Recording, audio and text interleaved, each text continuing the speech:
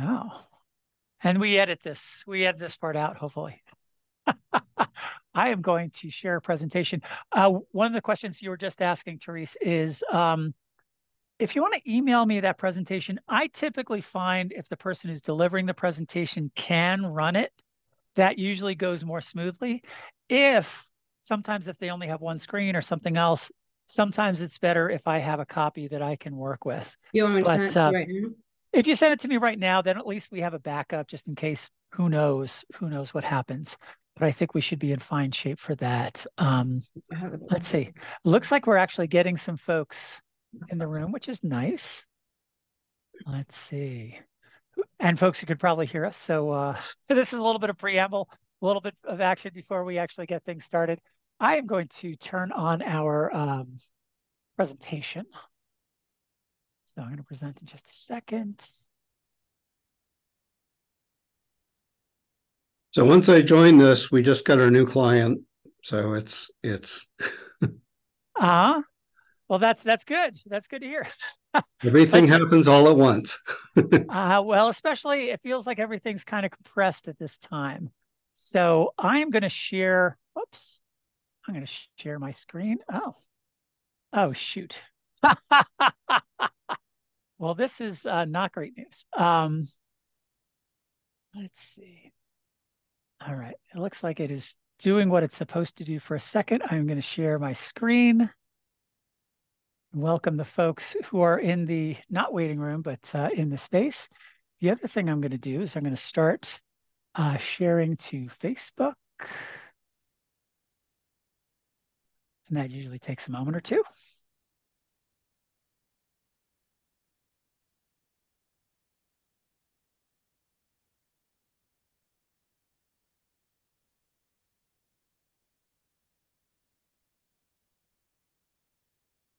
All right.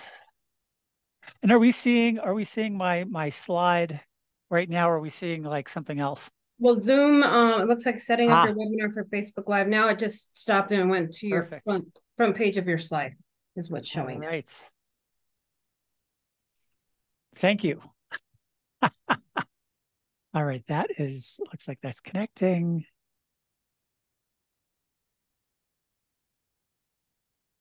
All right. Well, it is in fact 12 noon, so we like to try and start things on time if we all possibly can. So, and I'm not going to be showing a lot of slides here today, but just to briefly introduce myself, let's see, I'll take one step forward. See, I hate that we have transitions applied to this. But yes, so I'm with the Office of Economic Development. My name is Eric Ahrens Whitmore, and this is a monthly resource webinar series that we've been doing for several months now called OED Online. And I'm going to go ahead and stop share so we can introduce our guests here today. And talk a little bit about the program and what we do. So with OED Online, the main thing that we're trying to do is we're trying to share really important resources for entrepreneurs, business owners, primarily in the city of Santa Fe, but really I think most of the resources we're talking about apply statewide, apply throughout New Mexico. And there's a lot of different, programs that we have that are especially for New Mexico business. And one of the things that we know, and I'll get into a little bit more conversation here in just a second, but is that really the power of contracting with government offices can be an incredible difference, can make an incredible difference in the life of a business if it's the right kind of business. And if they've set things up in the way that they need to in order to get those contracts perform them well, it can really make a big difference in expanding that business. So that's one of the reasons we wanted to invite the NM APEX Accelerator here today. And we've got two representatives. We've got Therese Rivera and we've got Gillis Lang. Let's see, I am going to start spotlighting folks because that's what we're supposed to be doing.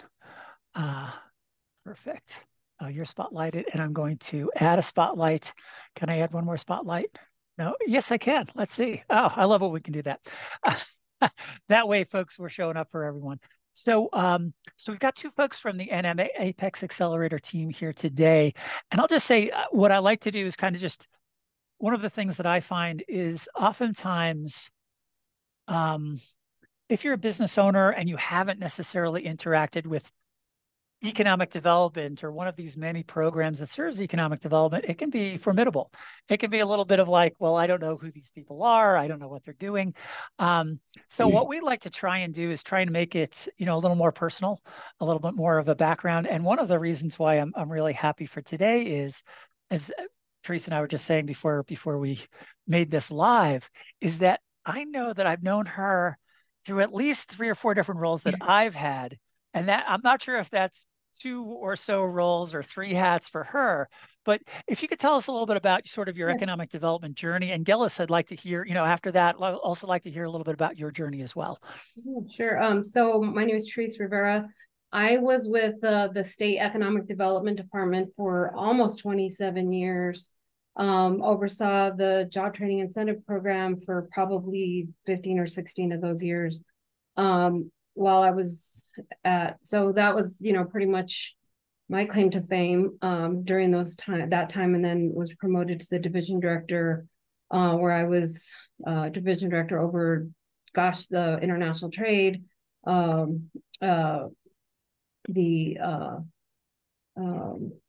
Main Street program, the LEADA program, JTA program, all of those great programs. So all the hits. All of the economic development programs, and including, you know, cross paths obviously with you, Eric, which is great, and Joanna from the city, Juan Torres from the county. So yeah, we know all the players, and now transitioned to what is formerly New Mexico Procurement Technical Assistance Program, PTAC, that we've just recently rebranded, and I can kind of go through the whole rebranding reason and all that. But PTAC was also one of the programs that was kind of coexisting, or still coexist, with the small business development centers. So pretty much like all the resources that are, and honestly, PTAC was one of the resources that was under a little bit of a hit of a rock for many years, for me at least, thinking that I'm so smart, I've been in economic development for so many years,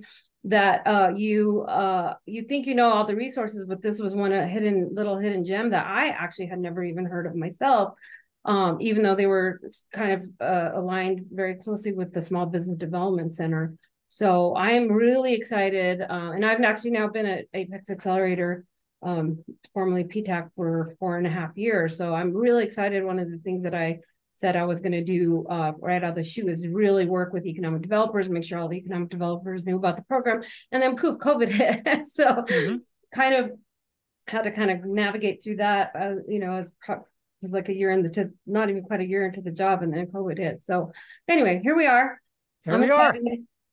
So, and we'll get your slide deck up in a second. But Gillis, yeah, can you tell us a little bit? We met, I don't know, 9 months ago. Again, everything's been sort of truncated and a little weird with COVID and all that. But Gillis, can you tell us a little bit about your background? Yes. First to mention, I've been with New Mexico APEX Accelerator and its wonderful resources for a little more than a year now. Prior to that, I had a fairly wide variety of both public and private sector experiences, employment, working with different projects. On the government side, that includes with the state of New Mexico, Department of Finance and Administration. On the private side, I had interacted with the county, city, various entities, special districts. So really welcome the opportunity to see how a wide array of interests can really work well with this program and the assistance that it can provide to businesses with government contracting and procurement. It's a large area, but we're able to present it with the structure that helps businesses develop into this market space. Great. I appreciate it. Great parallel too from economic development and Gillis's background with Department of Finance, but you know, just yet another resource for businesses to take advantage of. And that's one of the things I find typically, well, when economic development is going well, is that the folks are familiar with each other. They're familiar with the different programs and resources. So one of the reasons why we're doing this is to, you know, in a way for ourselves to keep abreast of the different programs, because sometimes we have a general familiarity, but we want to know some more specifics. But what I find, you know, and I find one of the good qualities of New Mexico is everyone's relatively well connected, just about. So if I don't know the resource, I probably know somebody with an organization that's closer, and maybe they know who the resource is, and vice versa. So it really is a team effort supporting entrepreneurs and businesses. Let's see if we can share those slides, and I'm going to remove the spotlight for myself and Gillis, and just sort of let's see, housekeeping notes. What you at home can do is you actually have some choices as far as how you view this. You can make the slide deck the primary. You can make the presenter the primary. Those are some of the different options you have. If you have questions, I go ahead and put those in the chat from the very beginning, and there may be an opportunity to get them while we are presenting. If not, we'll try to get to those at the end. So with that, I will remove some spotlights here, and we'll get going. Alrighty. You need to let me share my screen. It's not letting you. Is that the case? It's telling me host disabled participant screen sharing. Well, that is not acceptable. Let's see what we can do about that. If not, I'm happy to just go through them. All right. Let's see if... Can you try and share now? Will that work? It looks like I can now. There we go. Alrighty. Let me start. Okay. So one thing that I will say, Eric, I can't really tell. Oh wait, on your participants, I can't really tell how many participants are on. Which looks like we got about 9 or 10 out there. Okay, good. I don't know what the audience is or what they're looking for, if they're businesses or other resource partners, but anyway, nonetheless, as I mentioned, Therese Rivera with New Mexico APEX Accelerator, formerly New Mexico Procurement Technical Assistance Center. We are, I can't, there we go. So we already have a question, Therese, in chat, and I'm not sure whether you want me to just go ahead and read those as they pop up. Sure. Oh. Okay. If a small business is applying for a competitive federal contract, are there resources who can help with the application? Yeah, so that's, yes, I will definitely go cover that. Not in the nuts and bolts, but the encouragement that I will share with you after my presentation is to sign up as a client, and then make an appointment with someone like Gillis or Gillis himself to sit down and go through the nuts and bolts. That's what we're here for. So I will tell you a little bit about who we are. It was authorized by Congress. The program was authorized by Congress in 1985. So we've actually been around for a very long time, funded by the Defense Logistics Agency back then. But now, after October of 2021, they moved management oversight to the Department of Defense. So I actually get emails from the Pentagon. Those really who I answer to. The Department of Defense Office of Small Business Programs, and we were rebranded as APEX Accelerators in November of 2022. So we've been kind of going through that transition, created a new logo, which you will see behind Gillis, which I think is fabulous. It looks beautiful, and we incorporated the wonderful Zia symbol into that. And but in New Mexico, PTACs had been in existence since 2009. And this whole entire time, it's been administered and hosted by the Santa Fe Community College. So, and again, funded by the DoD with a state match from the state of New Mexico's general fund. So I'll kind of explain that. So our mission from the federal side is to serve as the access for existing and new businesses to strengthen the defense industrial base by accelerating innovation, fostering ingenuity, and establishing resilient and diverse supply chains. You heard about the supply chain and all of the vulnerabilities during COVID, and all of the supply chains, everything got kind of hung up when we had all these vulnerabilities. So one thing that they came out of COVID is saying, we really need to fix our supply chain. We need to make sure that it is strong, and there's a lot of offshoring that has gone on in the last 40 years. Our actual industrial supply chain has been reduced by 40% over the last 20 years, partially because of offshoring. So This administration wants to bring a lot of that back.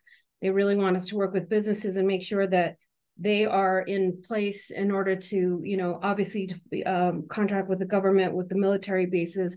And, New Mexico's position, in where we're situated with Sandia, Kirtland Air Force Base, Lano in our backyard, White Sands Missile Range, Cannon Air Force Base, Holloman Air Force Base, close to Fort Bliss, and even WIP.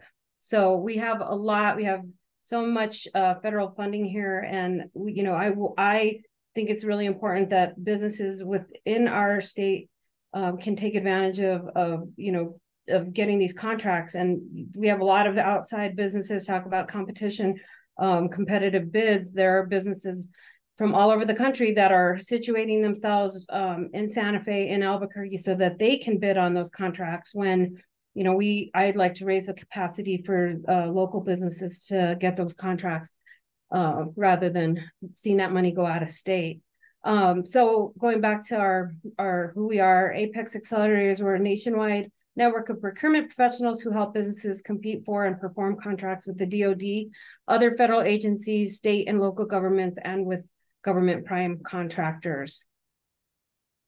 So the mission in New Mexico, pretty much the same mission, kind of broadened a little bit to focus on the industrial supply chain, military bases, but counsel, train, and assist New Mexico business owners to obtain government contracts and advance economic growth in New Mexico. So it's a win-win when there's a business that gets a contract and they increase their revenue, but then hopefully they get to also add employees. We are a statewide program. There are many Apex accelerators around the country that exist in a variety of ways. Some of them are under the economic development umbrella. We are under the community college. There are many of them that are under the community college sector. And there are also some that even exist as nonprofits. Some are only service one particular city or one particular region in a state, but we are a statewide program. So again, out of the Santa Fe Community College is our main office. Gillis is housed in Santa Fe at the Higher Ed Center. And then we've got several offices in Albuquerque. We've got 2 advisors at CNM Workforce Training Center, one at the Albuquerque Hispano Chamber of Commerce, one in Las Cruces at the Arrowhead Center, and one in Clovis at the SBDC. And that's our staff. We're 8 strong in the state, including me and an administrative assistant named Tracy.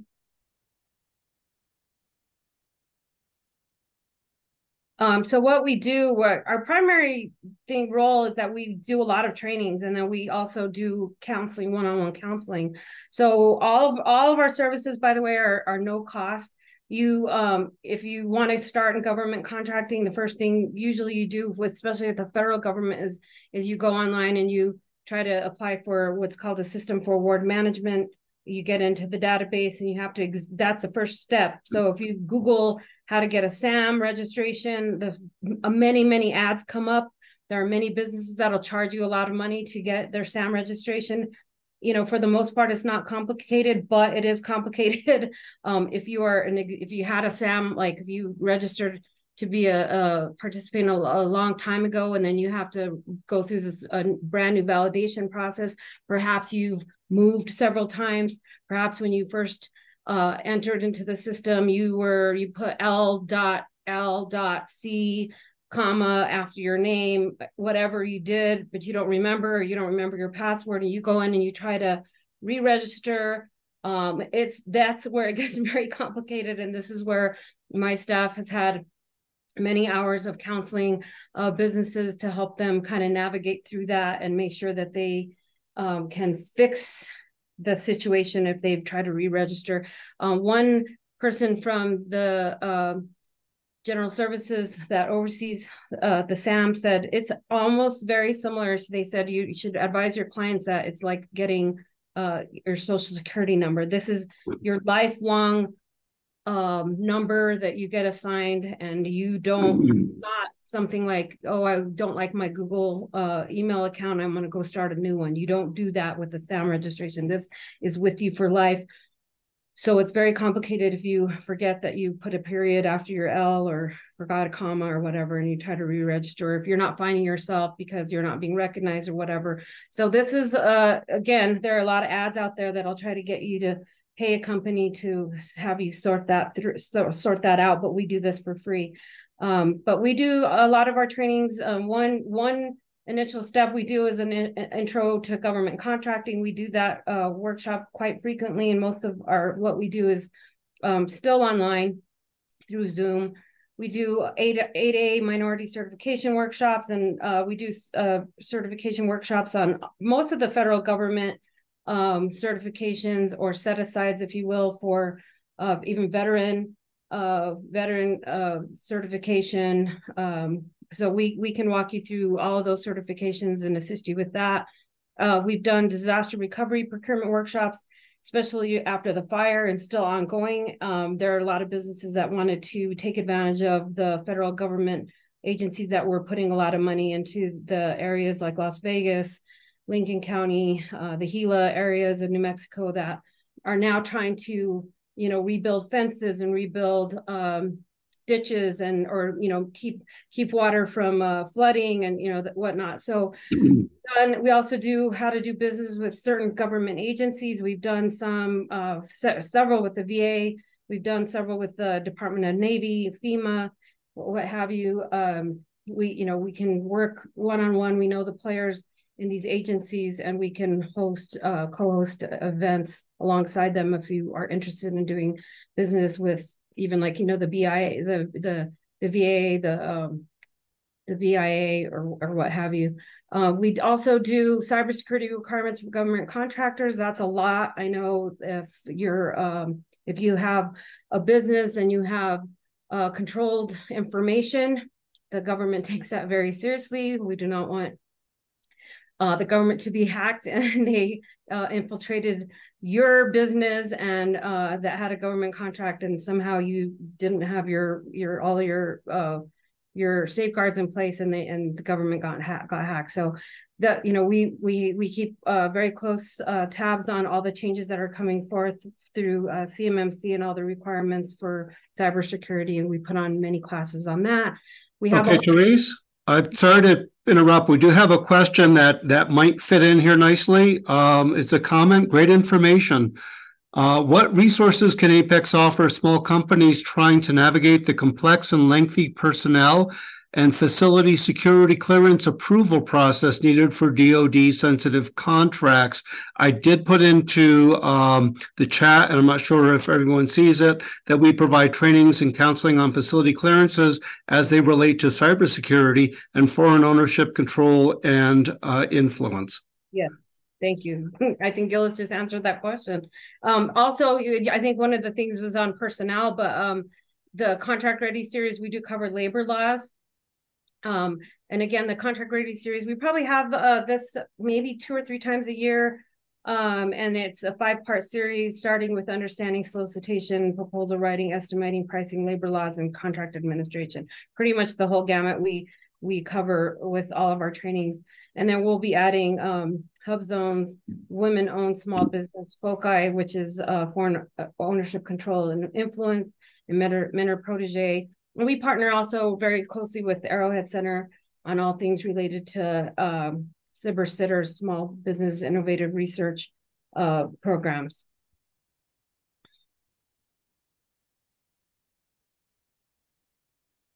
Sorry.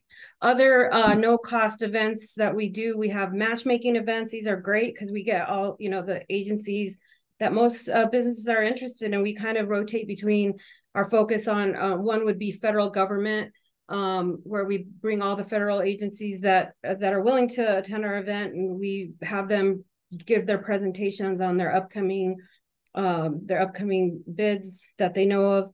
And then we have like speed dating meetings, intervals of like 10 minutes where you can provide your information to the agency representative that attends. So that's a really great event. We rotate again between federal government, state, local. We'll invite city, county people to that event. And then we also have one that's specific to educational institutions. If you've ever thought, well, hey, maybe Santa Fe Public Schools, Albuquerque Public Schools, UNM, CNM, even San Juan County, even Northern New Mexico University has attended our events in the past. And then we have one that focuses on, matchmaking prime contractors with potential subcontractors. And then again, as I mentioned, one-on-one counseling and advising, just sitting down next to one of our advisors and kind of saying, where do I go? What do I do? One of the other events that we're having just this week, we're having two. One is in Albuquerque, one is in Rio Rancho, is marketing, trying to find your market. And that's going to be a very hands-on event. Market research, that's this week. It's not too late to sign up for that, but you do have to take your computer, your laptop, and because it'll be very interactive. And really what this class does, it really teaches you how to turn over every stone and look in every avenue to figure out what agency is buying, what you're selling, how to find out when some contracts are coming to close, because then they will rebid them out. You really want to make sure that it teaches you how to position yourself in the system for award management, where the companies or the buying agency that's where they look. So really kind of teach you the database and to make sure that you're positioned well in that system. These are some of the upcoming events and trainings that we participate, as Eric was mentioning earlier, probably before we started, was that between now and December 15th, everyone is trying to get as much done in this time before the holiday. So we've got our market research workshop on the 6th and 7th. We are actually still trying to squeeze another one in on the 15th, because some people are asking if we could do a market research event on a Friday.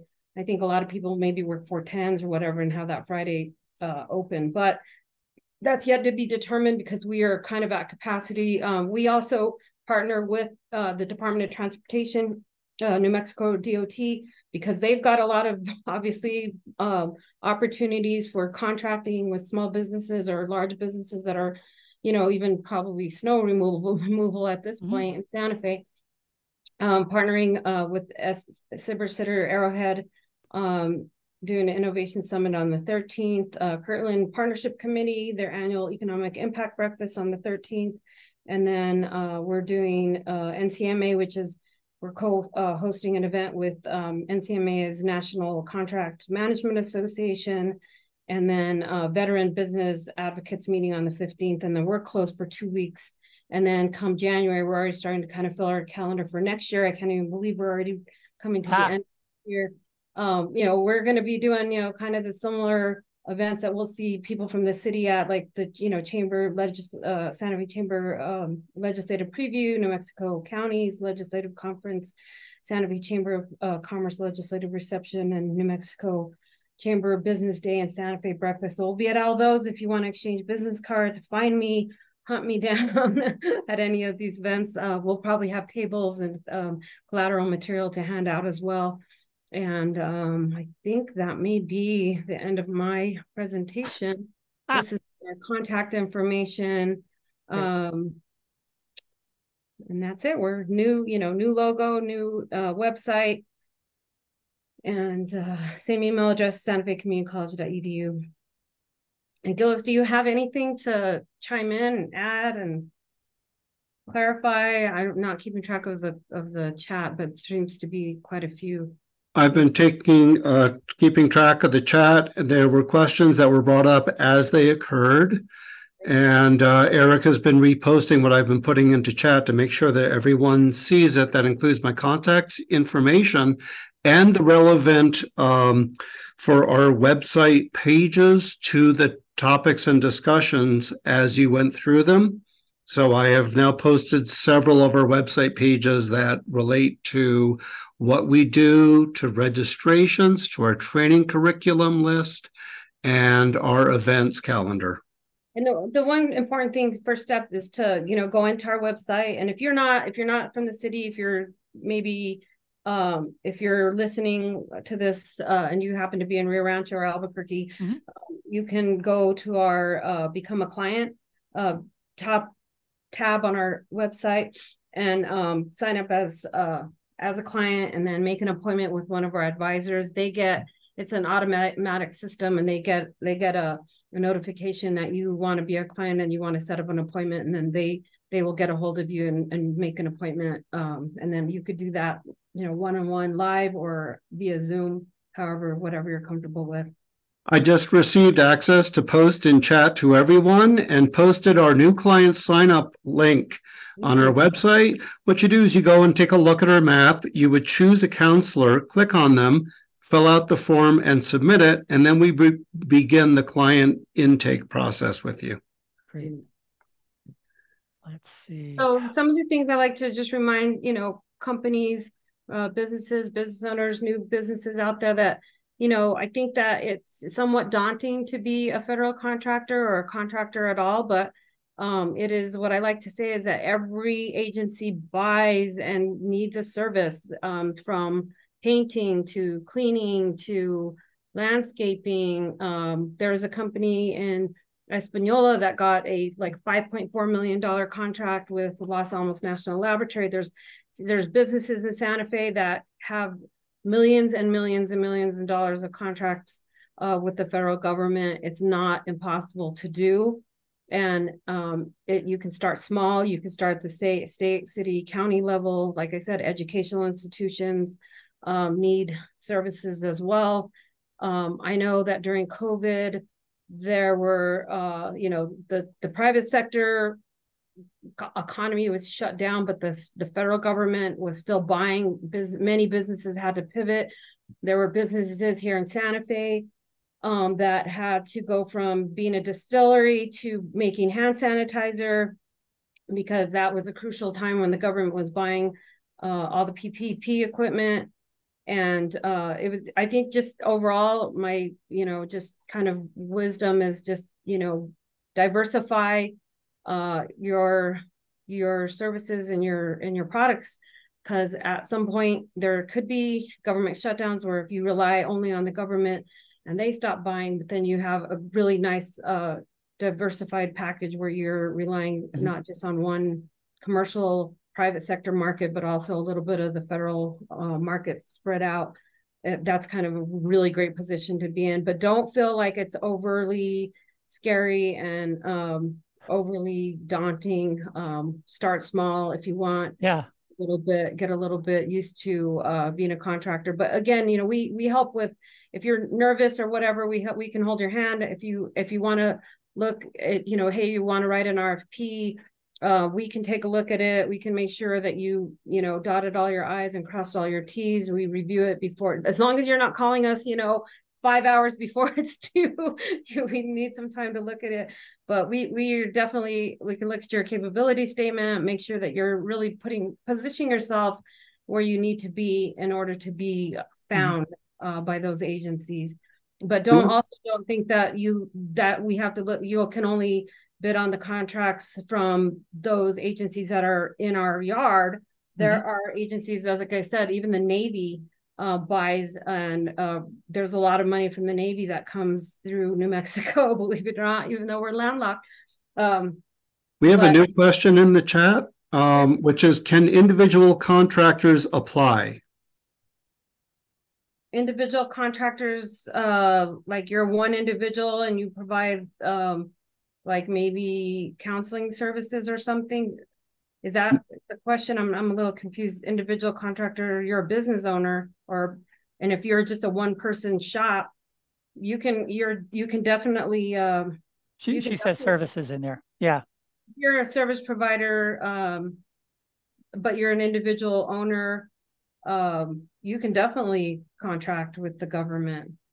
There's lots of services that, I even think of people think of barbershop. Well, I'm not prime for government contracting, but many times Kirtland Air Force Base is the government contractor that they're cutting people's hair, not the military themselves. It's usually a contractor. It's if you think of Kirtland Air Force Base as a whole entire city, and you think of all of the services that is required to run a whole entire city like Kirtland Air Force Base or Lanel. I mean, there's thousands and thousands of employees there.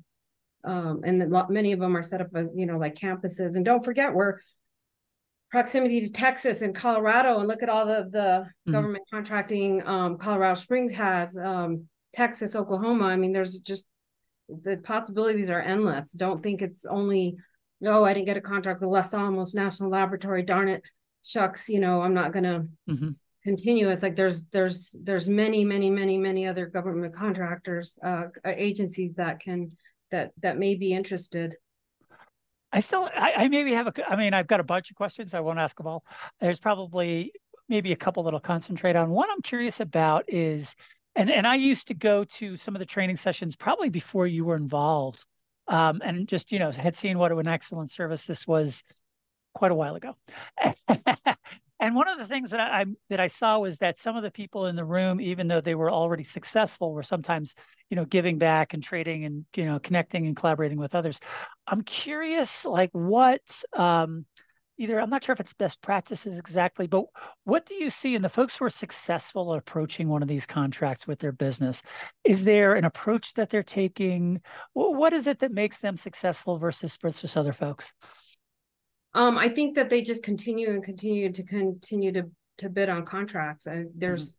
They're not going to just settle for, okay, they got one, and because that will ultimately come to a term, that'll term out. I mean, you have to, but it is an interesting balance that they want to make sure that they have the capacity, like staff wise, and if overhead or what have you, depending on their product or service, they have the capacity to serve. Because you don't want to, get a contract and then not be able to serve on it as well, not be able to follow through on it. So it's a delicate balance, but I think just continuing to provide. And it's just to let you know, when I ran a quarterly report for the first quarter, April, our program year is April. It's kind of weird. It's outside of the normal state government and even federal government year. April through March is our contract or program year. So April, May, and June, we ran a report of all the businesses that we helped over the last several years. There were $205 million in government contracts for New Mexico-based, our clients alone. So it's a lucrative. It's lucrative to do government contracts. Again, I don't want people to rely solely on the government, but it does teach you, like, okay, if you can perform well on this contract, you can also, or if you can perform well in the private sector, you can perform well in the government side, or both together. Yeah, and I think that's one of the things that I think about, when I don't know, your customer segments and all that are just so important, and figuring out, okay, well, who is my best customer? And I think, to your point earlier, sometimes people don't think of the government as a customer. They don't realize that they're buying haircuts, or, they need toilet paper too, or whatever it is, So they don't necessarily see that, but it is a different customer with some different reporting requirements. And sometimes, sales cycles are probably a little bit different than if you go to somebody down the road, or than if you're dealing with some, huge enterprise customer. All of these things are different. I think that might be a transition to something I was going to add, which is, I think, I'm curious. It feels like one of the ways people find out about this program is information sessions like this. I'd imagine that, some of the other organizations that help entrepreneurs, like your SCORE, your SBDC, West, et cetera, it feels like those are probably saying, hey, looks like you would be a great business to do business. I'm curious if there's other sort of doorways that folks come through, or they just see somebody else who's doing well and say, I got to do that too. It's all of the above, really. I think I've always wanted to rely on the economic development resource partners as that, gateway for us. But yeah, thank you, Eric, for putting this on and for letting us present. And I think these very series that we're having today is really kind of how we let people know about ourselves. But we do have a very close tied partnership with the Small Business Development Center and all of their resources, SCORE, VBOC, and again, right. just having agency representatives, the people from Sandia, Kirtland, Lannel, they will, if they know about a business or they're going to release a bid, Small Business Administration, for instance, even let's say, hey, we got it. So-and-so has got a bid coming out. Put this out to your clients, or if they have clients that they know maybe are interested in contracting with them, but they know maybe don't have, you know, just want to learn about how to submit the RFP, they will refer them to us as well. Great. So that's good. Yeah, like we said at the beginning, it's sort of a team sport. It's a real team effort. SBLOs, small business, the liaisons for each of the agencies, they'll often call on us, and we try to keep them informed of businesses. We also have, like, once you become our client, we know, hey, this company is really good at clearing, the forest. We know you'll be top of mind if the more you meet with us. So then when Forest Service calls us and says, hey, I'm looking for this company, or I put this bid out, nobody applied, or 5 Colorado companies applied, we want them to work with us and say, hey, do you have a business that you know of? And Gillis may have met with 5 businesses yesterday, and we don't pick one or the other. Of course, we don't do that, but we can say, here, this is the 5 businesses that I met with last week that provide that service for you. Great. Or we'll send the bids out to them. So that's I mean, I think, well, I think the folks who are successful in business understand how useful it is for other people to sometimes be their advocate, to be aware of what it is that they offer. Because even if, I can't offer this thing, but if somebody else that I trust is doing, something similar or something else somebody else needs, it makes me look good if they if they do well as well. I think I don't know if you have any final comments. I've got a little spiel that I'll do, kind of wrapping things up for us. But I just really thank you, not just for doing this here today, but for the work that you do throughout the year for businesses. I had no idea it was over $200 million per quarter. Was that a quarter? It's our first quarter, yes. Wow. So that's fantastic. So thank you very, very much. I'm going to share screen, and we'll kind of get ready to end this up. Just a second here. Let's see. Here we go. Thank you, everyone. Oh, and let's see. So just so again, my name is Eric. I'm with the Office of Economic Development here at the City of Santa Fe. Let's see. This has been a monthly resource webinar. I don't know. We might be taking a month off in January to kind of retool and see how we want to pursue with this through into the new year. But we do have sort of regular activities that we're doing, one of which is actually this Thursday. This is a new event that we're doing with OED, is Santa Fe Business 101. It's basically figuring out how to do business in the city of Santa Fe, and to some degree with the city of Santa Fe. So if you want to get your business registered and licensed, start that business in Santa Fe, or even if, say, you're already started that process, but you want a little bit more information about other services and other resources that we have available to us, please come join us on this Thursday. That's going to be in person at the Genevieve Chavez Community Center. And if you're on our mailing list, that transition almost works. If you're on our mailing list, you get information about this pretty regularly. If you want to contact our office, we've got a team of about 6-8 folks, but each of us does pretty varied things. Best thing to do is just send an email to our general address, which is contactoed@santafenm.gov. Our newsletter, if you've got content that you think should be in the newsletter, or if for one reason or another you're trying to sign up that way, OED newsletter at santafenm.gov. And we also included a link if you do want to sign up for that newsletter to find out information about events and activities like these. And we try to include events from APEX and others, but we sometimes miss the boat. So I'm trying to remember, as they were speaking earlier, if we had those events on our list. So we're always trying to do better in that regard. But just thank you very much for Therese and for Gillis for joining us here today. And we hope to see you again sometime soon. Thank you again. Happy holidays, everyone. Yes, that's right. Happy holidays. Let's see.